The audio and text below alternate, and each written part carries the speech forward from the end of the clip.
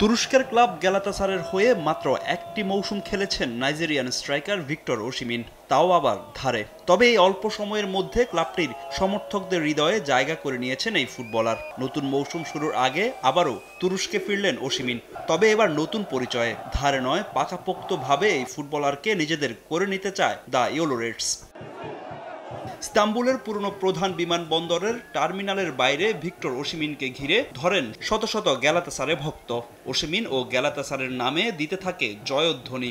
এমন ভালোবাসায় উচ্ছ্বসিত নাইজেরিয়ান স্ট্রাইকারও নেচে গেয়ে যেন সমর্থকদেরই একজন হয়ে গেলেন তিনি। গ্যালাতাসারের প্রতি তার ভালোবাসা অর্থ দিয়ে কেনা যাবে না বলে জানান এই ফুটবলার। নাপোলির হয়ে সিরিয়া শিরোপা জয়ের পর ক্লাব কর্তৃপক্ষের সঙ্গে এক প্রকার বিবাদে জড়িয়ে ধারে তুরস্কের ক্লাব গ্যালাতাসারে পাড়ি জমান ভিক্টর ওসিমিন। সেখানেই নিজের হারানো ছন্দ খুঁজে পান ২৬ বছর বয়সী এই স্ট্রাইকার। গুরুত্বপূর্ণ অবদান রাখেন গ্যালাতাসারের ২৬তম লিগ শিরোপা জয়ে। ক্লাবটির হয়ে প্রথম মৌসুমে ৪১ ম্যাচে করেন ৩৭ গোল, সঙ্গে রয়েছে ৭টি অ্যাসিস্ট। এমন পারফরম্যান্সের পরেই ওসিমিনের সঙ্গে স্থায়ী চুক্তি করতে চায় তুর্কি ক্লাবটি।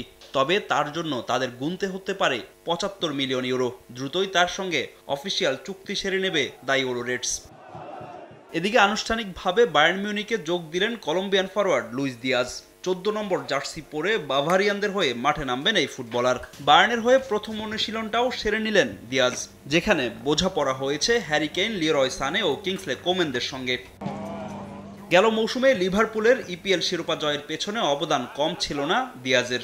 ২০২২ সালে ক্লাবটিতে যোগ দিয়ে কাটিয়েছেন ৪টি মৌসুম। ভিন্ন অভিজ্ঞতা নিতে ইংল্যান্ড থেকে জার্মানিতে পাড়ি জমালেন এই কলম্বিয়ান স্ট্রাইকার। তাকে পেতে অবশ্য ৭৫ মিলিয়ন ইউরো খরচ করতে হয়েছে বাভারিয়ানদের। ৪ বছরের জন্য বায়ার্নের সঙ্গে চুক্তি সেরেছেন দিয়াজ।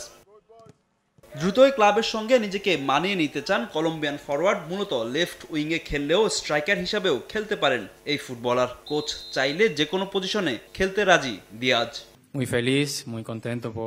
বায়ার্ন মিউনিখে যোগ দিয়ে আমার আরও একটি স্বপ্ন পূরণ হলো। আমি সবসময় চেয়েছি বিশ্বের বড় বড় ক্লাবগুলোতে খেলতে, আর বায়ার্ন ইউরোপের অন্যতম সেরা ক্লাব। আমি মূলত লেফট উইংয়ে খেলি, তবে কোচ চাইলে মূল স্ট্রাইকিং পজিশনেও খেলতে রাজি। দলের সঙ্গে দ্রুতই মানিয়ে নিতে চাই এবং এই ক্লাবটির হয়ে বেশি বেশি শিরোপা জিততে চাই।